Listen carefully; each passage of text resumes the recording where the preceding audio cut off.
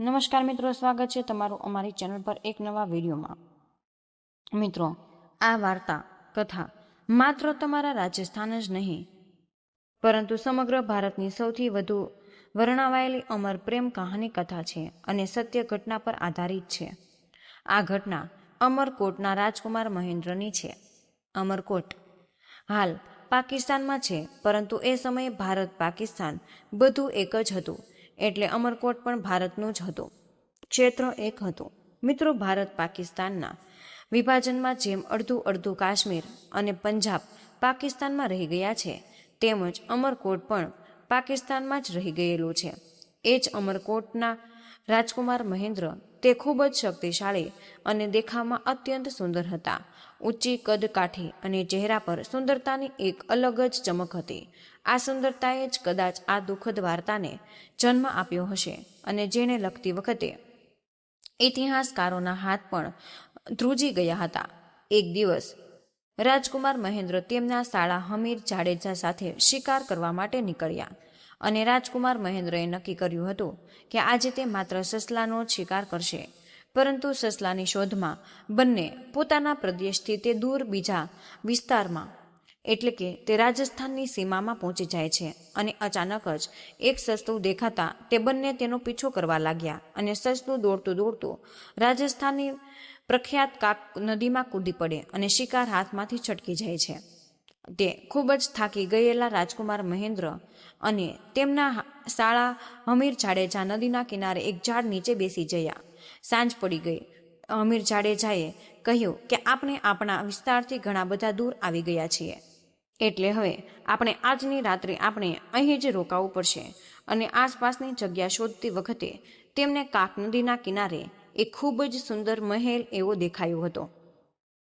નદી પાર કરીને તેઓ જ્યારે પણ મહેલ સુધી પહોંચ્યા ત્યારે ખબર પડી ગઈ કે આ મહેલ લોતરવારની રાજકુમારી મોમલનો છે, જેની સુંદરતાની ચર્ચાઓ દેશ વિદેશમાં પણ ખૂબ જ પ્રખ્યાત ફેલાયેલી હતી। મહેલને ગુલાબના ફૂલોથી સજાવવામાં પણ આવ્યો હતો અને ચારે બાજુ રક્ષકો પણ ઊભા હતા। રાજકુમારોએ દ્વારપાલને પોતાનો પરિચય આપ્યો અને તેઓ અમરકોટના રાજકુમાર મહેન્દ્ર અને ગુજરાતના રાજકુમાર હમીર જાડેજા છે અને રસ્તો તે ભૂલી ગયા છે। પરિચય સાંભળીને દ્વારપાલ તેમને અંદર પણ લઈ ગયા અને તેમની ઉત્તમ આતિથ્ય સત્કાર તથા ખાવા પીવાની વ્યવસ્થા પણ કરવામાં આવી હતી। ભોજન કર્યા બાદ જેવું તેઓ પાછા જવાની વાત કરે છે, તેટલામાં જ એક સેવકે આવીને એવો સંદેશ આપ્યો છે કે રાજકુમારી આપ બંનેને અલગ અલગ મળવા માંગે છે। રાજકુમાર મહેન્દ્રના કહેવાથી હમીર જાડેજા પહેલા રાજકુમારીને મળવા માટે જાય છે અને પરંતુ રાજકુમારીના કક્ષ તરફનો રસ્તો તે ખૂબ જ વિચિત્ર હતો।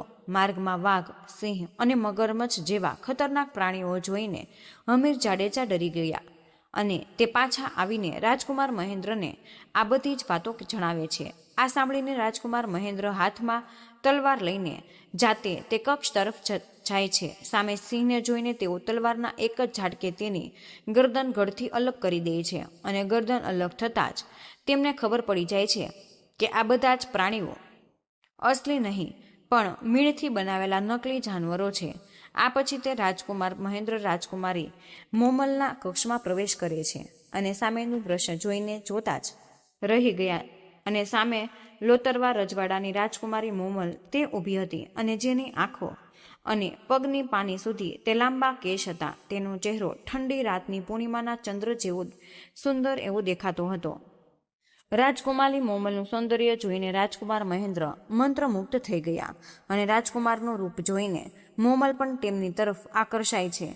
પહેલી જ મુલાકાતમાં તે બંને એકબીજાના પ્રેમમાં પડી ગયા હતા અને હવે તે વાતોમાં એટલા બધા ખોવાઈ જાય છે કે રાત ક્યારે પસાર થઈ ગઈ તેની તેમને ખબર જ ન પડી।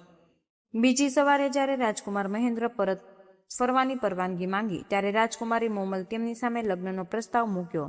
રાજકુમાર મહેન્દ્ર કહે છે કે મહેલમાં તેમની પહેલેથી જ 6 રાણીઓ છે, છતાં તેઓ એકબીજાથી અલગ થવા માંગતા ન હતા।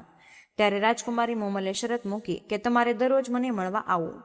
રાજકુમારે આ શરત સ્વીકારી લીધી અને હમીર જાડેજા સાથે અમરકોટ પાછા ફર્યા। અમરકોટ આવ્યા પછી રાજકુમાર મહેન્દ્રને ક્યાંય ચેન પડતું નહોતું। બધે જ માત્ર મોમલ નજરે આવતી। પરંતુ 100 માઇલની અંતર રોજ કેવી રીતે કાપવી તે મોટી ચિંતા હતી. તેથી તેઓ એક ઊંટ પાલક સાથે ગયા. સૌથી ઝડપી દોડનાર ચિત્તલ નામનું એક ઊંટ મળ્યું. ઊંટ પર સવાર થઈને રાજકુમાર મહેન્દ્ર દરરોજ રાત્રે મોમલને મળવા જતા. સવાર પહેલા અમરકોટ પાછા ફરી જતા. લગભગ 7-8 મહિના સુધી આ ક્રમ ચાલ્યો. કોઈને ખબર ન પડી. તેઓ સવારે ચૂપચાપ પોતાના કક્ષમાં આવી જતા. પરંતુ ધીરે ધીરે રાજકુમારની બાકીની 6 રાણીઓને શંકા થઈ. રાજકુમાર છેલ્લા 8 મહિનાથી તેમને સમય કેમ નથી આપતા. બધી જ રાણીઓ મળીને સૌથી નાની રાણી પાસે ગઈ અને કારણ પૂછ્યું. જ્યારે નાની રાણીએ અસમર્થતા દર્શાવી ત્યારે બધી રાણીઓ રાજકુમારની માતા પાસે ગઈ. સાસુમાએ નાની રાણીને પૂછ્યું કે જ્યારે રાજકુમાર પાછા આવે ત્યારે તેમની હાલત કેવી હોય. નાની રાણીએ કહ્યું કે તેઓ પરસેવાથી સંપૂર્ણ ભીંજાયેલા હોય. ત્યારે સાસુમાએ કહ્યું કે તેમના વાળમાંથી ટપકતું પરસેવાનું પાણી એક વાસણમાં લઈને આવજો. નાની રાણીએ તેમ જ કર્યું. પાણી જોતા જ સાસુમાં સમજી ગયા કે આ પાણી કાક નદીનું છે. તેમનો પુત્ર રોજ રાતે રાજકુમારી મોમલને મળવા જાય છે. આ વાત બાકીની રાણીઓને પણ ખબર પડી ગઈ. રાજકુમાર મહેન્દ્ર મોમલને ન મળી શકે તે માટે નાની રાણી એક યુક્તિ વિચારી અને ઝડપી ઊંટ ચિત્તલને ઝેર આપી દીધું. એક દિવસ રાજકુમારે જઈને જોયું તો તેમનું પ્રિય ઊંટ મરેલું પડ્યું. આ જોઈને તેઓ ખૂબ જ ચિંતિત થયા. ફરીથી તે જ ઊંટ પાલક પાસે ગયા. ઊંટ પાલકે કહ્યું કે હવે ચિત્તલ જેવું ઊંટ તો નથી, પણ એક ઊંટડી છે. તે જ ઝડપે લોતરવા પહોંચાડી દેશે. સવાર પહેલા અમરકોટ પાછા પણ લઈ આવશે. પરંતુ ઊંટ પાલકે ચેતવણી આપી કે ભૂલથી પણ આ ઊંટડીના શરીર પર વાર કે માર ન મારતા, નહીંતર તે રણમાં ભટકાવી દેશે. રાજકુમારે શરત સ્વીકારી. તે જ રાત્રે ઊંટડી પર સવારી કરીને લોતરવા નીકળ્યા. રાજકુમારીને મળવાની ઉતાવળમાં રાજકુમારે ઊંટડી પર વાર કરી દીધો, જેના કારણે ઊંટડી બેકાબુ બની ગઈ અને રાજકુમારને રસ્તાથી ભટકાવી દીધા. બીજી તરફ લોતરવાના મહેલમાં રાજકુમારી મોમલ પોતાની સખીઓ સાથે રાહ જોઈ રહી હતી. મોમલની બહેન સોમલે તેનું મનોરંજન કરવા માટે પુરુષનો વેશ ધારણ કર્યો. રમત પૂરી થયા પછી સોમલને તે પુરુષના વસ્ત્ર ઉતારવાનું ભૂલી ગઈ અને પોતાની બહેન મોમલ પાસે તે જ વેશમાં સૂઈ ગઈ. ગમે તેમ કરીને ઊંટડીને કાબૂમાં કરી રાજકુમાર મહેન્દ્ર સવારે 4-5 વાગે મોમલના મહેલે પહોંચ્યા. જેવો તેમણે કક્ષમાં પ્રવેશ કર્યો, તેમની નજર સામેનું દ્રશ્ય જોઈને પગ નીચેથી જમીન સરકી ગઈ. રાજકુમારી મોમલને એક પુરુષના વેશમાં પલંગ પર સૂતેલી જોઈ. હકીકતમાં તે મોમલની બહેન સોમલ હતી. મહેન્દ્ર તેને કોઈ પણ અન્ય પુરુષ સમજી બેઠા. આ દ્રશ્ય જોઈને રાજકુમાર મહેન્દ્રનું દિલ ભાંગી ગયું. તેમના હાથમાંથી ચાબુક દરવાજા પાસે પડી ગઈ અને તેઓ રાજકુમારીને એક શબ્દ કહ્યા વિના ગુસ્સામાં ત્યાંથી અમરકોટ પાછા ફરી ગયા. મોમલ જાગી ત્યારે તેને દરવાજા પાસે રાજકુમારની ચાબુક પડેલી મળી અને મોમલને સમજાતા વાર ન લાગી કે રાજકુમાર મારી બહેન સોમલને પુરુષ સમજી બેઠા. નારાજ થઈને ચાલ્યા ગયા છે. બીજી તરફ અમરકોટ પહોંચેલા રાજકુમાર મહેન્દ્રના દિલમાં મોમલ પ્રત્યેનો પ્રેમ નફરતમાં બદલાઈ ગયો. તેમણે નક્કી કર્યું કે હવે ક્યારેય લોતરવા નહીં જાય.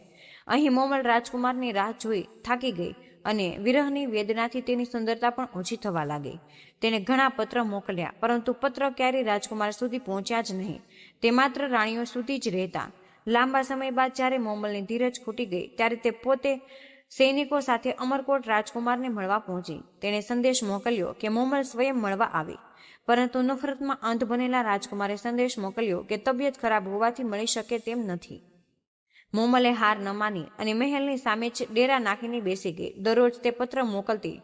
મોમલે ગવૈયાઓને સહારો લીધો. ગવૈયા ગીતોના માધ્યમથી રાજકુમારને સમજાવવાનો પ્રયાસ કર્યો. નજરે જોયેલું, કાને સાંભળેલું હંમેશા સત્ય નથી હોતું. પુરુષ વેશવાળી ઘટના સ્પષ્ટ કરી.